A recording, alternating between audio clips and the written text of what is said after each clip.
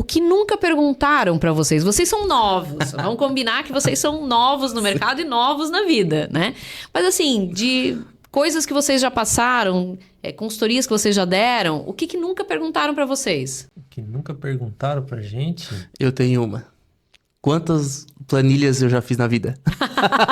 Essa é uma boa pergunta. Em Isso Excel. deve ser um número gigante. Gigante. Hoje é poucas vezes que eu uso Excel. Basicamente, no Excel tá me ajudando muito a montar o escopo. E do Excel eu trago para o BI. Mas eu já abri muita planilha, já tive muitas planilhas pesadas. Puxa, aquelas planilhas que não rodavam, que demoravam para atualizar. Relatórios que as informações ficam em 5 planilhas e tu precisa delas junto. Essa é uma das perguntas que ninguém me fez ainda, mas são muitas. Tá? Muito boa, muito boa. Eu tenho muito até boa. outra aqui. Qual foi a conversa mais importante que eu já tive na vida? Olha, pergunta interessante essa, vou anotar. Essa aí é uma das coisas até que mudou. Já que vamos mudar de assunto, na minha faculdade de administração, que eu comecei antes da de contábeis, eu não terminei ela porque eu fui para contábeis e precisava seguir essa carreira contábil que eu gostava mais. Um professor de administração, ele me perguntou qual livro que a turma deveria ler para entender ali sobre administração. Qual era o livro mais lido de administração? Tem um Pai Rico, Pai Pobre, tem vários ali que são falados, né? E isso todo mundo começou a falar, um livro aqui, um livro lá. E eu fiquei curioso, né? Porque eu também não conhecia muito de livro, nunca tinha tanto conhecimento. A minha educação nunca foi em cima de livros, né? O pai ali, programação, a gente vivia no computador, já não era muito do livro. E eu fiquei curioso. E ele falou assim, o livro mais importante da administração hoje é a Bíblia. Isso no meio da aula, que a gente não se vê, né? Eu fiquei instigado. Na época eu não era aquele católico não praticante, não ia muito. E eu fiquei curioso, mas como tu vai misturar as coisas aqui, administração e tudo? Foi aonde ele começou a falar assim, ó, se você tá com dificuldade financeira, a Bíblia tem um lugar onde ele vai te ajudar financeiro. Você tá com problema na tua família, ele vai te ajudar. Qualquer problema que você tem na sua empresa e tem na sua vida, a Bíblia tem algo para te dizer a respeito, algum sinal, e aquilo ali me instigou. E não é que é verdade? E é verdade, Dani, é verdade. Tem verdade, livros ali, verdade. Eclesiastes, ele fala muito sobre comportamento, assim, até aquele colaborador que quer saber como se comportar em determinadas situações, Isso. numa entrevista de emprego, ali vai ter ensinamentos que você vai levar para a vida inteira. A gente pode até ir para além da religiosidade, né? Além das religiões, mas é um fato que a Bíblia é um livro mesmo muito não acreditando, importante. ele falou na aula, mesmo não acreditando, lê e pega coisas para administração. E ali mudou, tanto que eu comecei a gostar da área de administração, virei consultor e hoje ajudo empresários a administrar a sua empresa e eu já sou muito mais praticante que antes, porque também encontrei outras coisas ali que para minha família, enfim, tudo mais. E aí vamos para a pergunta justamente se vocês já conseguiram encontrar o propósito de vida de vocês. Aí eu passo de volta a palavra para ti, porque... É o que a gente faz. Então, Dani, o nosso propósito de vida começou justamente por conta da Bíblia. O Eduardo vai conseguir explicar um pouquinho melhor porque aconteceu com ele, né? E aí interferiu no meu. Por que a Lid foi construída, por que aconteceu? Nesse tempo que ele estava numa cidade, eu estava aqui em Blumenau, eu trabalhando tudo, eu já fazia 10 anos que já tinha...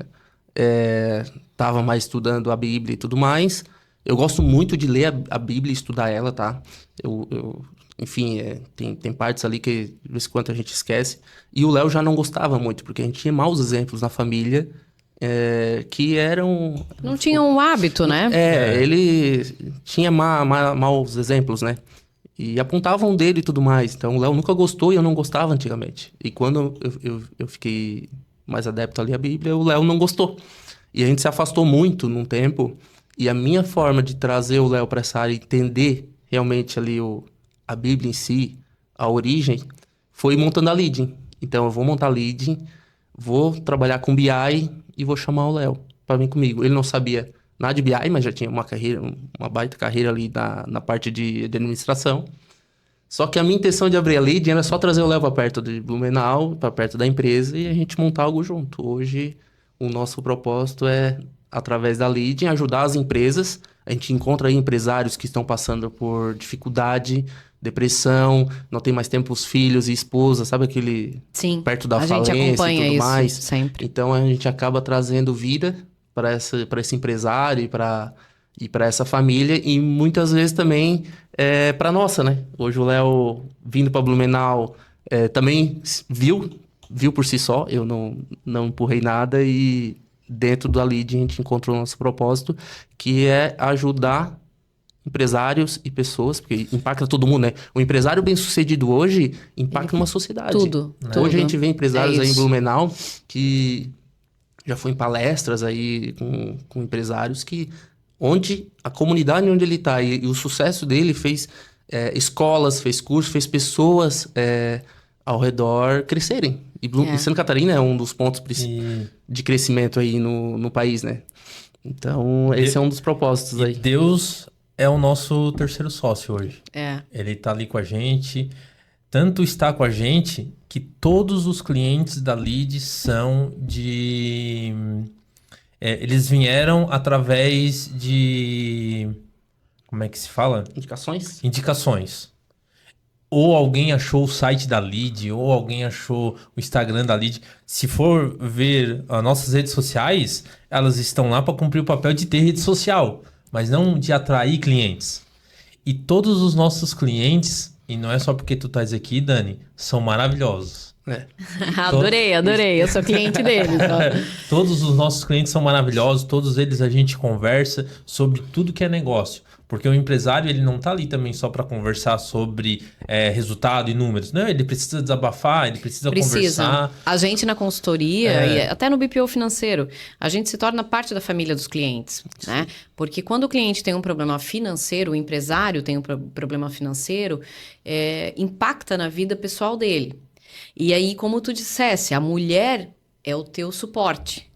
E eu trabalho com muitas empresárias mulheres em que o marido não é o suporte. E para a mulher isso é muito pesado. Muito pesado. O fato de ser a empresária, a chefe da família, não é que ela não tenha capacidade, ela tem plena capacidade. Mas o impacto emocional na mulher é muito maior do que no homem. Isso é uma coisa que eu tenho percebido ao longo dos anos. E mais uma coisa, em relação ao que tu falasse sobre os empresários impactarem o seu entorno, eu escutei há muitos anos atrás, alguns anos atrás, uma frase de um empresário também, dizendo que o melhor programa social é o emprego. Porque ele instalou uma fábrica numa cidadezinha que não tinha nada. Uma fábrica de corte de malharia, né? Roupa, né? Sim.